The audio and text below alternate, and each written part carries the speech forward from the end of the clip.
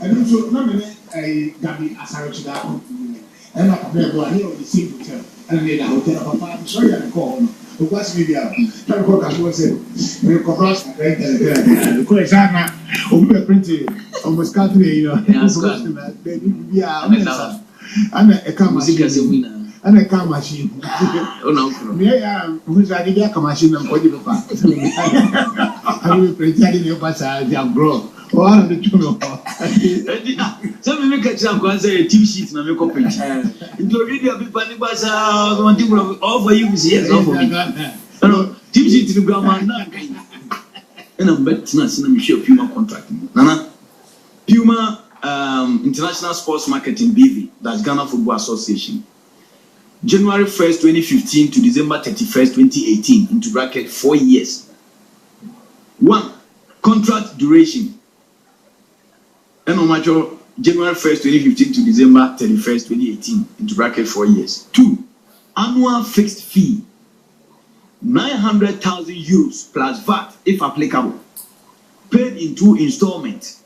50% of the annual fixed fee will be paid upon receipt of a correct invoice on June 30th, and 50% of the annual fixed fee will be paid upon receipt of correct invoice on December 31st. 3. GFA teams. All those members engaged by the association as personnel of all the association's national men's and women's football teams, such as, but not limited to, A. Under 21, Under 19, Olympic team, futsal, beach soccer, as applicable per gender, assisting and taking part in any match. Nature say equipment that Puma for the my futsal and beach soccer na so many. Who say Abufan ka say yamani shinga de kurada. We are not to China. Or say 5 from me jumpo. Or say royalties. Puma shall pay GFA a licensing fee of 10% of the net wholesale sales price of the Puma team replica shirt and fanwear, into bracket apparel, footwear, accessories, and bags. 10%. 10%. Into Puma for the blaster, a branded product, be it bag, shoe, whatever, you turn Ghana won 10%. Interesting. Nipa lady Ghana mayenya Puma contract no GFA money damba. Yemi runs for the entry. Sunyan. Also bisa nyanti so skase mien ni makeke. Oman the citation pokeke no on fan training them. That you no na dey we so buy do ya also. Do ya. Oman the citation pokeke no on fan training them besi ne wanye. Meanwhile, contract number 2 say annual fixed fee of 900,000 euros. And that's kind of would be actually be about every account. Nana, unim say I say we dey be me boss so piece of man. Me no one na platform. And nana go am nkati abrekum Chelsea. We share myself no see adameti say who kase Puma deal ni skaka krawo. Na ko bisa every one say na msuyo. Na nana eno pa ho a clause 6 was the cost of product. Puma will provide GFA for their professional use, game kits, training apparel, equipment, including match and training balls, representation wear, and materials for a value of 750,000 euros. The herein mentioned values for contractual products are based on the recommended retail prices as indicated in the price list for the Federal Republic of Germany to end consumers as non-binding price recommendation in euro, including VAT. All costs for special treatment such as flocking, printing, etc. shall be deducted from the amount set out above.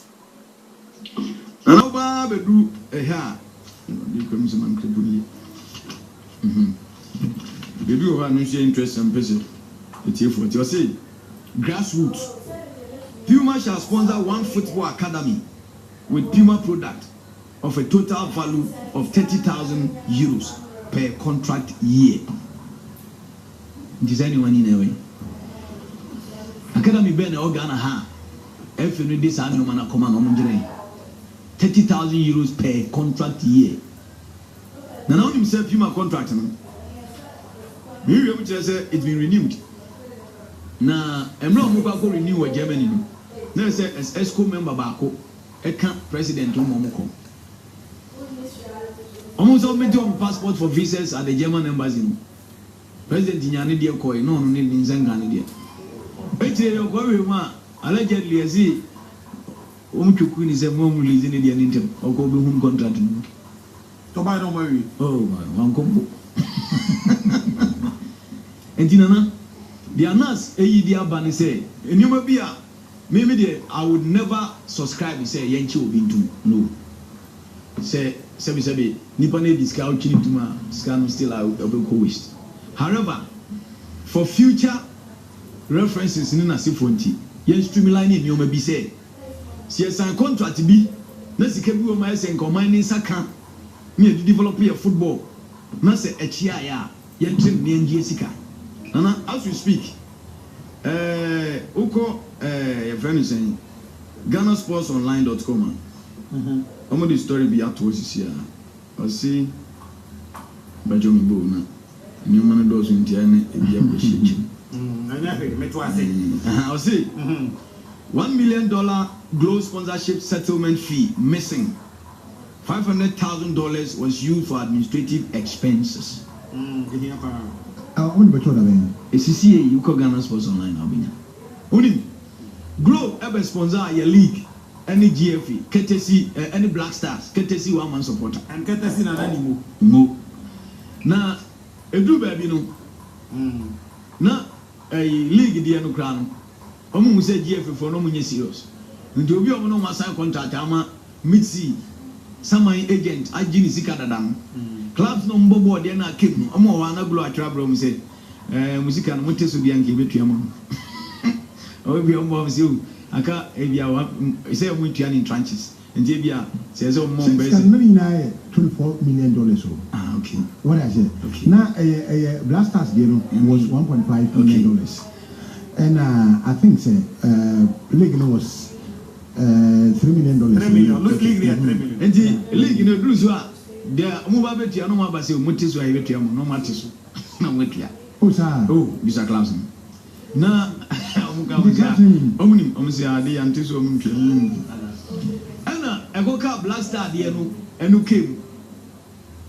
Ana say F4 na koye out of F4 the court. Say Glow from fact says can Blaster de na came. And say F4 feature koye out of court settlement. And my Glow for $1 million. And no allegedly. Na says can na Ekofa George F text message in by. You are wicked, greedy, selfish, and greedy. Indeed. Uko GhanaSportsOnline.com. I'm sure na we am na. Oh, you say second time na question in Saka text no from the free. That's no we are. Yeah, second day chain na resigning. Say next in command. O confident. Unu koba we defend wa na otumi atena se a some message ani ense ne keke o na na ense keke o trowia I saw that I can see we imagine the person's feelings upon receipt of the message, you know. Now what you can what you go jaka no ya I saw so ko so bisa no wa piangu na akonyo so ba no ba no be ko so I say anyway after full 24 hours or reply can say Nana Mamira apart from the fact that you lose the international appointment, which media departedly emia. The negative, the positive aspect of the Abre and say is an opportunity to revisit all these contracts. Because 1 man supporter or the Glow Echo GFA, Omokoto, or Kofi, or Kofi and dancing, Reverend. F4 catcher and he said at that time 1 touch for sponsor league no, and they were at the verge of pulling out. No Munyan pulling out. Into Munyan pulling out, they will get back to 1 man supporter and Glow. A Korea say meet C and a day contract buy. The seen the same BC yes mine. And so we said recently ABC me bought company a multinational company.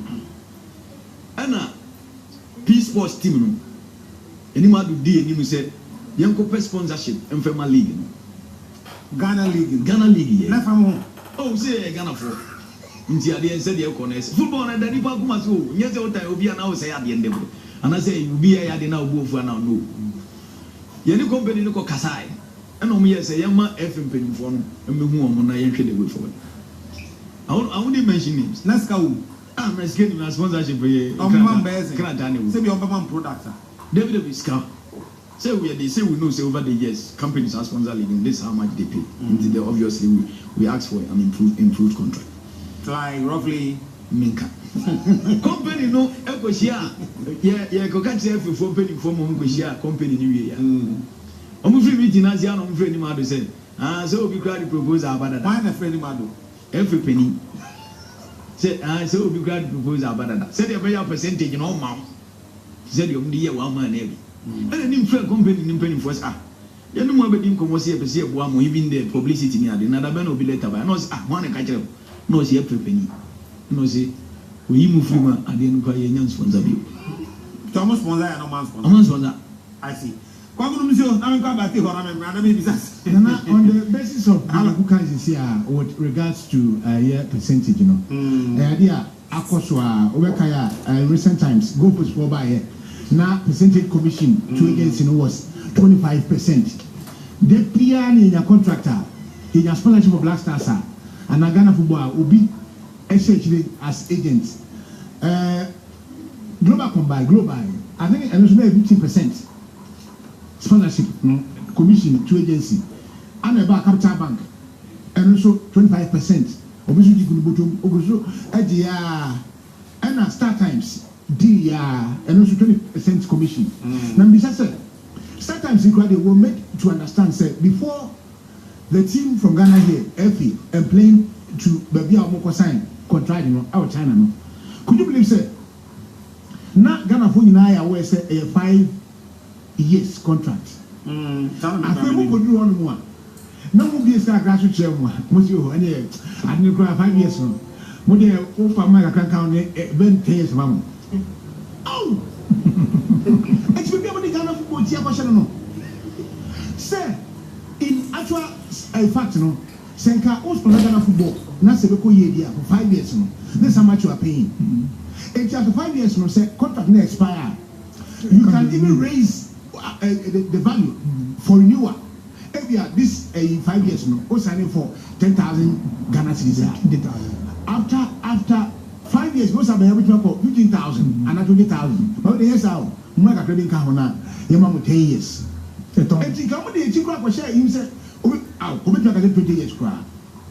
Why should this be the case? I mean, it's say Ghana, your football power, maybe some of them. And I'm happy to say, when I see Black Stars, I feel the way you Ghana League, I feel the way you. Yes, I see times when Joe Debra and Samuko were playing in Paco Park because. And you man there cause one year speaking against our mama for God. The ball league match in New Park, not in stadium. Near ball league match Kumasi and stadium. Now a whole Kumasi as Santiago with all their support base. No more home game man. Yes, because of Obi rights in tea. Yamako the home game. Okay, Coast. Say Kotoko, a home game of Kumasi the VR and Bonipa Mao. No, also because of the interest in the young people came out of Coast. Not the man, not the man, the Capus. That is our friends that we one another. Coffee the man, other Capus. It's a former say, and the Baco, you're empty stadium, but be able to be. But Yabanano, I think that Yangopon Ebiani, because the Bamika said, Nibabri, on the dear, Eka said, they were the monarch of all that they surveyed. But just a little experience. Just a little experience. Could you believe say? Even Gaddafi or Transwa, you would not pay. Loramba go Kodiwa or Transwa, Yaya Gambia, Mugabe, Robert Mugabe. And even in football, in world football, Sablata, Michel Platini, and even Issa Hayatu. Omuna, where are they now? Now we see a similar Koso, our life. What the kind, I want to say, Uncle. 2019 elections. What the class of you? I'm will be and then turn around. Now, what took your vice president to send to put together those words and send them to you? A dear partner to the free who we are. What you are secretary said, against you. Now, me and the material, now they're not going to play more. Peace FM. Now, Kokuya. Message, no. Message, not. I say, busafo no pese o mo corrupt me ne ma ba Martin monom jo kakra me ba mama mo nyina 3 minutes na fe afese what should be the way forward na ya ka ehun asem na fe abasko fi wa na memo aka message ya wa me pa cho was it message no me kan sana mako na tuku ase na large content na ehu pa meba belated one to trace love of Tema Community 9 behind Oklebekuku Hotel. Awal Said of Hot FM, Ma Mercy of Ghana Rice Tema, Nanaya Anita and the entire family says we love you very much. Into Trish Love, belated happy birthday actually, and Patricia Sifa Fisher, one of the most hard-working girls I have ever worked with in my life. Patricia, happy birthday. May God bless you.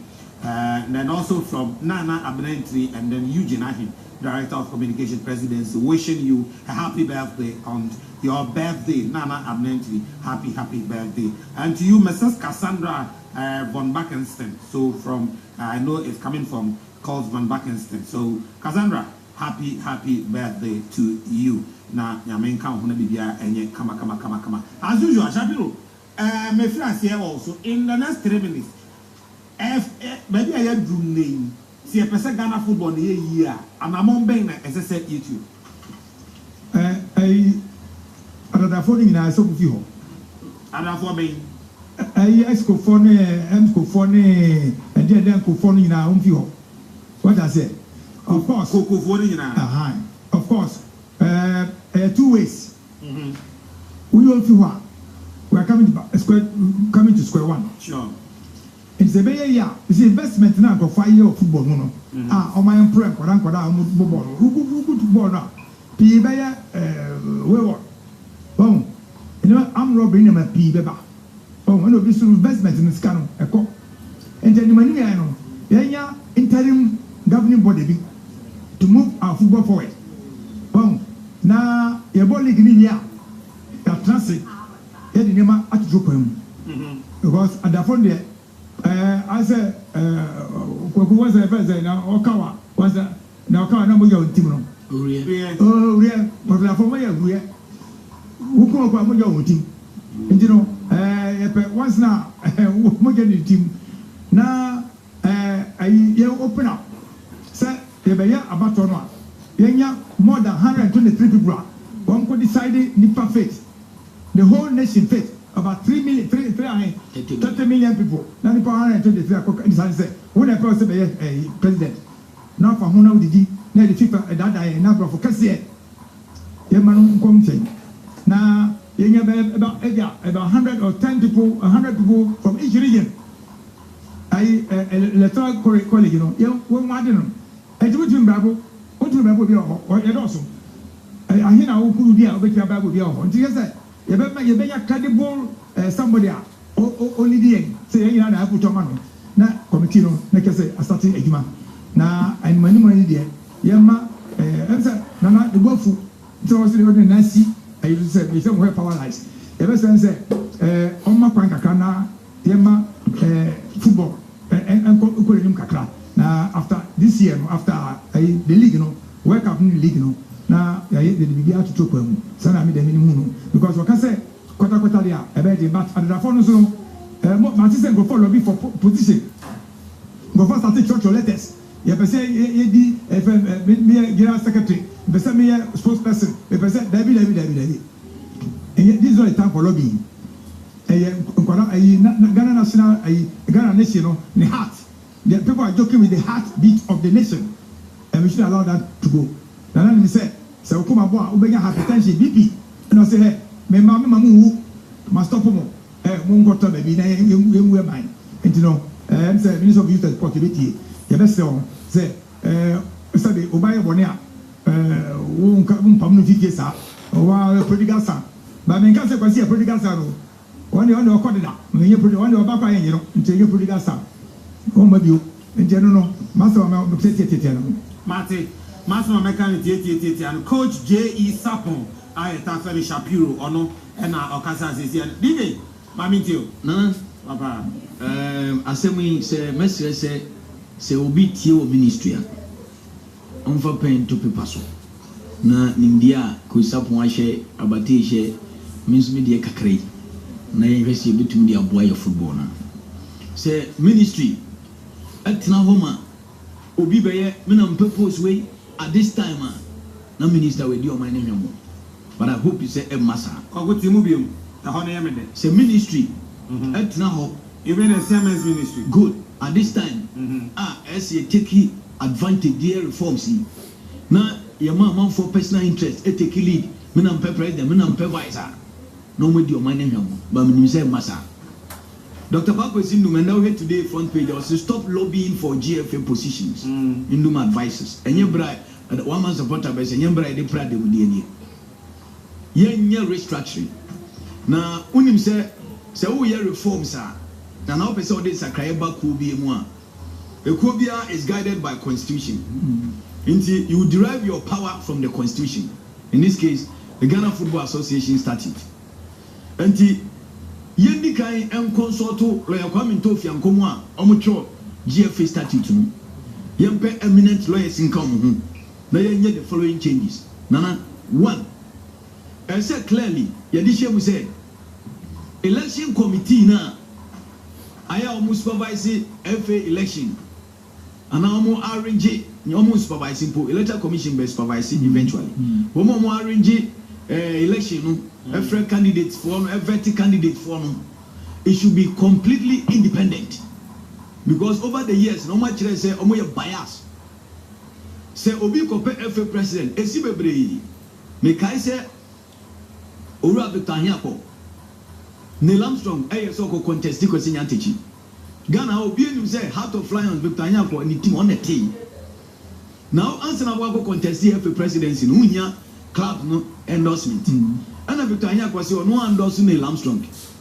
now cockroach there's from Paul Manso no ye worker adima Anyankwo no ono so afase akọ endorse kwasi nyantechi election committee ni trans ya obisi omo de omo nim Anyankwo no no ati ni team na mo san say cockroach endorse nyantechi nti cockroach no esi wo no omo nim no because the ordinary team na endorse omo candidate esi so many occasions ogo contest nyantechi no mo for consequence no mo pam we from nti say a constitutional amendment statute of the FA na election committee of the FA no enye independent because normal omo use FA for na do go we omo hi ona on your president be pro ya ro kwankoni bia se be you from yempe independent body if it is that the whole exercise will be handled by the electoral commissioner fair enough yem fan share constitution nana santo kwana Dr. Anyawo Tamaklo abreso FA for no kun yem ye fa once na ho abufuo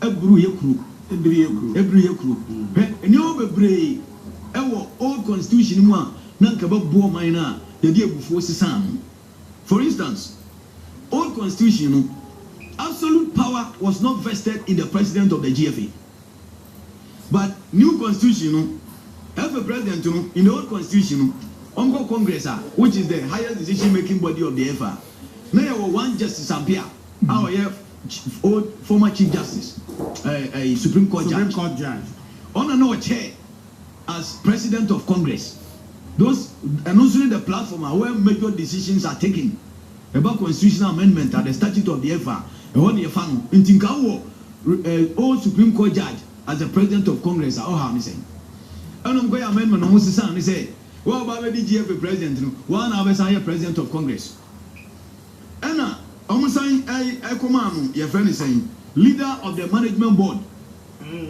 those days name tisa almost a man executive council chairman and not just your friend executive presidency and once 28 August 2013 and almost amended constitution article 30 clause 3 say first man article 29 clause 3 says executive committee members are on the first day of their meeting, then the executive committee members from within, vice chairman. First one, Bonanke, we are vice chairman of GACA, automatically we are vice chairman of FA, so that GACA will serve as checks for the FA. We need to revisit it. 28th of August, no, because article 30 clause 3 say the president shall appoint his vice. and almost any South Power, a people in Yantis. And they did do some preparation. TSS some. Nana, 10 years of office. Last one. Yee, me change is the dozen. Last one. 10 years of office. At least for today. 10 years of office. FIFA has set a term limit. 2 times. FIFA only 3 terms. Okay. Ghana Hano, any brain tea. Omo ya brofo bibi ni woman more time and the more osuan kwan the fast football krom say ye enfie 92 terms are you spelling out clear the osho man pe o man mu na kra ye man 2 terms 4 years ni financial constitution ye PLB enya semi autonomy enya PLB a omo yes ka kwa ye inspection or pictures a you say nya je to come twen no ba no abesan check am. Let's get a chief executive officer of the Premier League board. You did a constitution. No way to me to Tonyoma at the Amaye. Nana, electoral college. Yeah, I can be electoral college. The best realizing at least throughout this week. Electoral college. Say their coach come. We almost 30 million. And then there's a 123 at Tuaba. Now, Mogako Kase, the intubation election in the super. Unya funny papa 70 question will tell now more BB we a winner. In Dusha FA led by Nantino, Unya Casse, Yen 2 FA or Siampatuaba. We go more with Japanese national bottom when they ever been no quiet yo. And the bottom is near my $7. At least you're 2 about at the district football association level. Ghana acquire over 200 districts in Ghana. For now, 252. Okay. And see, are 2 district football association election. That's your DFA chairman all over the regions now. And then you have 2 regional football association chairman. And then about national. And think region be a 100 delegates crowd. Say 1,000 voters. It will be difficult to bribe your way through 1,000 people. Martin. No, quarter a club affiliation. Say, uni minyansa ya diya ball crowd na uni club untu meka FA form. Ano matu amudi football people. Football people. Nana. New constitution yem fan shem say so person be a member of the FA now we need club when you affiliated to a club your ton forms apply and no club be way a FA betum dey nyeska form na be me aton 1,000 2,000 whatever who apply na na akesi person be a member we to any affiliation fee because clubs na members of the FA no to affiliation fee na say do tuma who to affiliation fee or be a member so that nyansa now we need club we to do nyansa no e dey go football Martin Amade Nanam say Ebreko Kokwa Kadina na Minister Kakram de touch one say media dey assurance and Medema Ghana for say Momo Nwin say near Esino ebegu e football kwa debi afre na ye be restructuring pe de Kokwa yina no na ama yago no assign IFA e wo Ghana ha ye was some national products bi agidini Black Stars e ka ho Black Meteors Black Satellites Black Starlets, Chan, Black Queens, Black Maidens, and Black Princesses. See, put the right structures in place. There a bar every year, not Black Queens, airborne Olympic Games qualifier against Nigeria. Our class sports stadium, full stadium. A marble. ABC. Don't go tell much, a best sign of a bag. Say Hearts, any interlights, airborne match, or to my sports stadium, or beside Aboma, because. And near my woman for be able to know. She said, any of you. And me, I show Ghana for some moment. Me say, yeah, pegamo Ghana board, yeah, board, papa. But actually, now so young, Africana, as a baby. On that note, Nana, I say, Crown. My main kind message away from George Free to question Yankechi. I know, I want to say, Yankechi, that's what the resign said. One now that said the deputy president sent some message to I resign at once. Free to Yankechi say, good evening, Mr. Yankechi. I think it has come to a point where I need to focus on my life and forget about living in a fantasy world, thinking my loyalty and sacrifices could be rewarded in future.